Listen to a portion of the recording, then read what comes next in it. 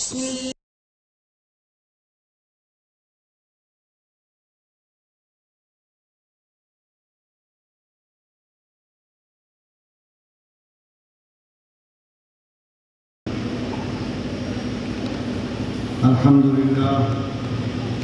الحمد لله رب العالمين والعاقبة للمتقين والصلاة والسلام على سيد الأنبياء والرسل وعلى آله وصحابته أجمعين، أما بعد. فأعوذ بالله من الشيطان الرجيم. بسم الله الرحمن الرحيم. وأن ليس للإنسان إلا ما سعى وأن سعيه سوف يرى ثم يجزاه الجزاء الأوفى. وقال الله تعالى: والذين جاهدوا فينا لنهدينهم سبلنا. صدق الله العلي العظيم. معزز حضرات، دینی اور ایمانی بھائیوں اور ہمارے ساتھیوں،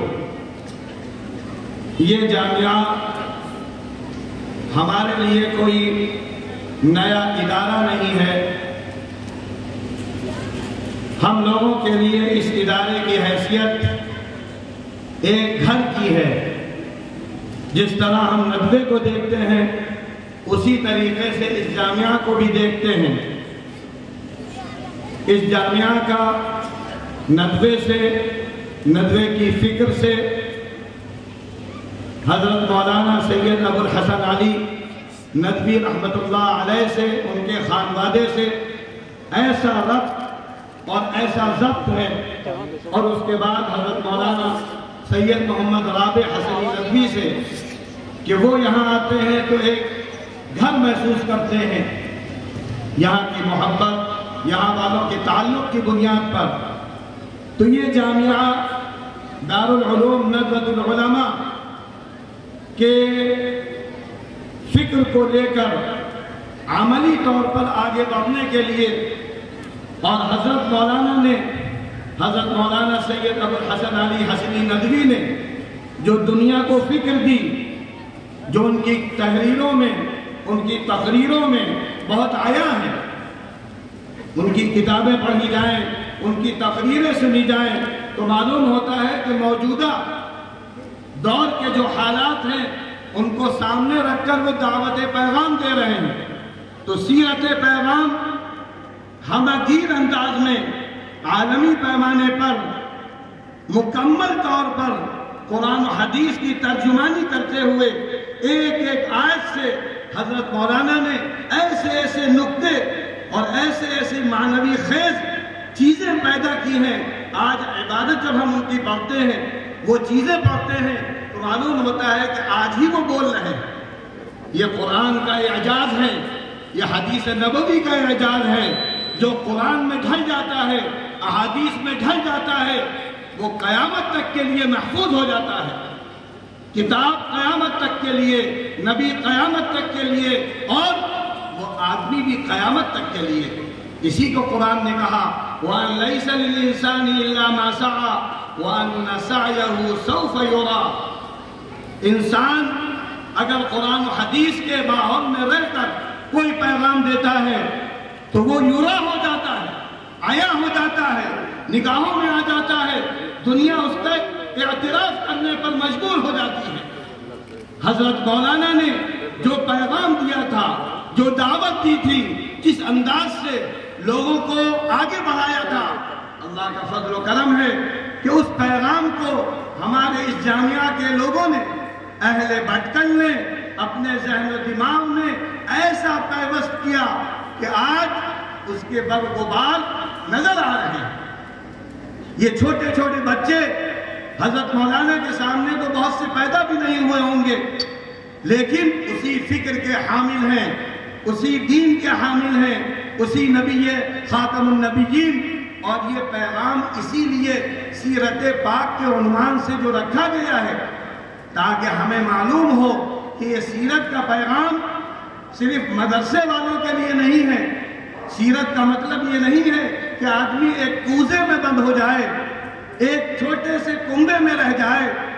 یہ دین ہماگیر ہے، نبی ہماگیر تھے، عالمگیر تھے، ساری دنیا کے لیے تھے۔ تو اللہ کا فضل و کرم ہے کہ ہمارے اہل بھٹکل اب ماشاءاللہ میدان عمل میں کود پڑ رہے ہیں۔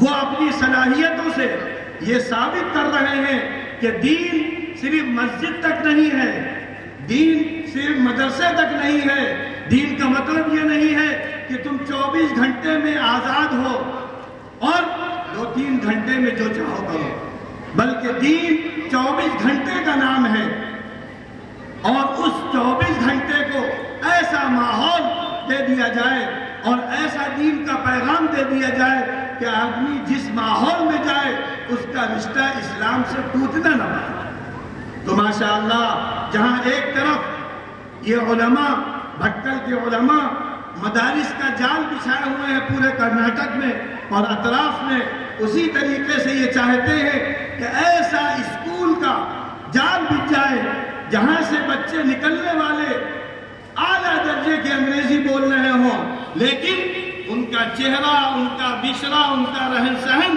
اسلام کی وکالت کر رہا ہو۔ وہ زبان سے انگریزی بول رہے ہوں، سائنس اور سائنس کی معلومات فراہم کر رہے ہوں، لیکن ان کا جسم قرآن کی ترجمانی کر رہا ہو، ان کی زبان قرآن و حدیث سے لبریز ہو، وہ قرآن کے نقطوں کو بیان کرے، قرآن کے اشارات کو بیان کرے، ان آیات کا تذکرہ کرے جو کائنات کے سلسلے میں اللہ نے بیان کی ہے۔ مولانا الیاس صاحب، مولانا ہاشم صاحب، ایسا پیغام ایک چھوٹا سا گاؤں، ایک قصبہ ساری دنیا میں پہچانا جا رہا ہے۔ یہ ان کو جو غذا ملی ہے، یہ جو ان کو روح ملی ہے، اس سیرت پاک کے عملی جوہر سے ملی ہے جو حضرت مولانا علی میاں صاحب کی شکل میں دنیا کے سامنے تھی۔ اسی لیے اللہ نے ان کو عالمی بنایا۔ ان کی دعوت کے سائے میں لے کر چلنے کا پیغام تھا۔ یہ پیغام اہل جامعہ ادا کرنے کے لیے کافی حد تک ماشاءاللہ آگے پہنچ گئے ہیں۔